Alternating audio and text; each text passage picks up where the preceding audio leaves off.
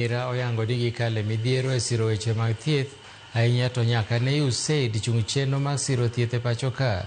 Jatend migawo mar thieth e kaunti ma Nyamira, Donald Mogoi, olero ni nitiere pek mar chudo ne moko kuom jochiw thieth, ng'iewo yedhe madwarore kod terogi e gwenge mopogore opogore.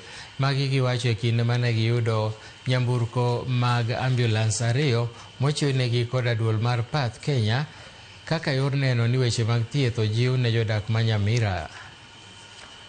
So reality is we expect challenges and being overstretched in terms of human resource, being overstretched in terms of space to provide care, being overstretched in terms of even medication, because remember the US government even supports the drugs that the HIV people use. The main goal really is to advance health equity. So it's not just a ceremonial handover of keys, but a testament to the many years of partnership between Path Kenya and Nyamira County to really increase access of underserved population and ensure that, the county team is able to reach them.